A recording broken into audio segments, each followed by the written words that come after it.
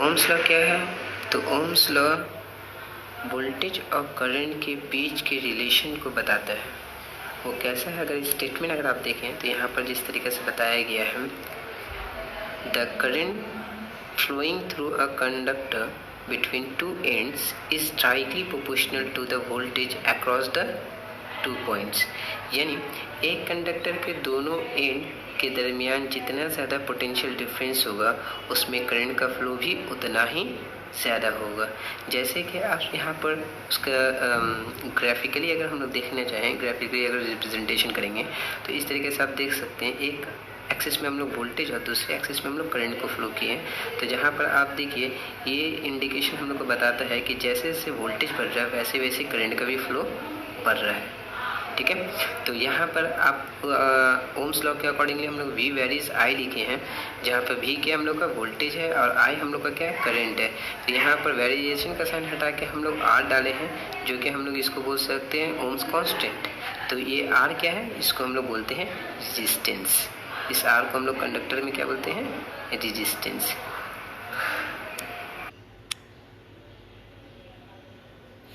यहाँ पर आप देख सकते हैं कि एक सर्किट के अंदर करंट का फ्लो हो रहा है, जिसको फ्लो करवाने में वोल्टेज काफ़ी हेल्पफुल है।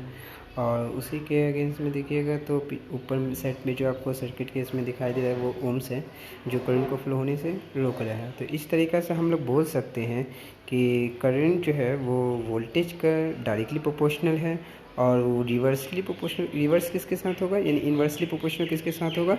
ओम्स के साथ। करंट का ओम्स के साथ कैसे होता है? इन्वर्सली प्रोपोर्शनल होता है। जितना ज़्यादा रेजिस्टेंस बढ़ेगा करंट का फ्लो उतना ही कम हो जाएगा, और जितना ज़्यादा वोल्टेज होगा करंट का फ्लो उतना ही ज़्यादा होगा। इस बात को समझने के लिए हम लोग इस तरीके से भी देख सकते हैं कि दोनों वाटर बोतल है। दोनों वाटर बोतल में यहाँ पे देखिएगा कि एक का नॉब जो है वो एंड पॉइंट जो है वो कैसा है? काफ़ी थिनर है, जबकि दूसरा उससे ज़्यादा वाइड है। तो प्रॉब्लम क्या है कि अगर आप देखिए अगर रेजिस्टेंस कम होगा तो वाटर का फ्लो क्या हो रहा है? कम हो रहा है। और दूसरे साइड राइट साइड में देखिए जहाँ पर पानी का फ्लो बहुत ज़्यादा आपको दिख रहा है, वहाँ पर क्या है? रेजिस्टेंस कम है। तो ये भी करंट और रेजिस्टेंस के बीच का रिलेशन को समझने के लिए आसान सा एग्जाम्पल है।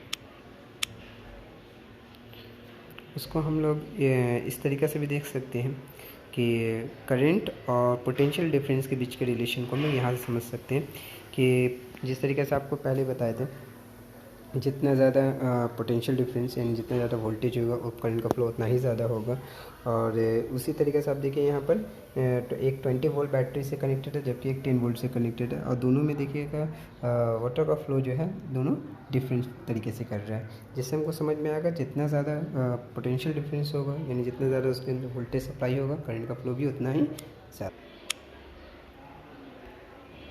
ये एक सर्किट है जिसके थ्रू हम लोग देख सकते हैं कि किसी भी कंडक्टर में रेजिस्टेंस और पोटेंशियल डिफरेंस और फ्लो ऑफ करंट किस तरीके से हो पा रहा है। आप टाइप को देखें तो करंट के दो टाइप होते हैं। करंट फ्लो होने का किसी कंडक्टर में दो तरीके से फ्लो हो सकते हैं, एक है पैरेलल हो सकते हैं, दूसरा है सीरीज में। अगर पैरेलल में होते हैं तो वो किस तरीके से होंगे? वहाँ पर देखेंगे all object are connected directly to the source. यहाँ पर हर एक हम लोग जैसे कि एग्जांपल के तौर पर हम लोग एक सर्किट डायग्राम बनाए हैं। यहाँ पर आप देख रहे हैं R1, R2, R3 ये तमाम के तमाम रेजिस्टेंस है, और यहाँ जो I देख रहे हैं वो करंट का फ्लो है, और ये वाला जो आप देख रहे हैं वो सेल है, यहाँ लगा हुआ एम मीटर है। तो यहाँ से जब भी हम लोग इससे पहले भी पढ़ चुके थे करंट का फ्लो क्या positive terminal to negative terminal होता है। तो यहाँ पर आप देख रहे हैं करंट का फ्लो हो रहा है, और यहाँ पर हर एक यानी R1, R2 and R3 individually connected किससे हैं? सेल से। और दूसरा यहाँ पर जो बता रहा है वो क्या है? Has a multiple path for a current to travel. यहाँ पर कई ज़्यादा रास्ते मिल जाते हैं करंट को ट्रैवल करने के लिए। जैसे यहाँ वो यहाँ से भी जा सकते हैं, यहाँ से भी जा सकते हैं, ठीक है ना। और उसी जगह पे अगर हम लोग दूसरे तरीके पे देखें तो सीरीज में होता है क्या है? यहाँ पर जिस तरीके से आप देखिएगा one consistent current through out all elements, यानी यहाँ पर आप देखिएगा एक ही करंट से क्या होता है? तमाम के तमाम क्या होता है? जैसे R1, R2, R3 तमाम रेजिस्टेंस क्या है? एक ही सेल के, और करंट का जो फ्लो है उसी से सही सब कनेक्टेड है, ठीक है। यहाँ पर आप देखिएगा यहाँ पर total voltage of a current will be equal to the voltage added up. तो ये हम लोग का टाइप्स ऑफ द करंट, एक पैरेलल दूसरा सीरीज। ठीक है। यहाँ पर हम लोग कुछ कंपोनेंट्स यूज़ किए हैं, आप देख सकते हैं। यहाँ पर कंपोनेंट्स के तौर पे जैसे ये क्या रहेगा, सेल है, इलेक्ट्रिक सेल। अगर बैटरी रहेगा तो मोर देन 1 सेल रहेगा, ठीक है ना, और जिसको हम लोग कॉम्बिनेशन ऑफ द सेल भी बोल सकते हैं। और ये हम लोग का क्या है, प्लग की है, ठीक है ना।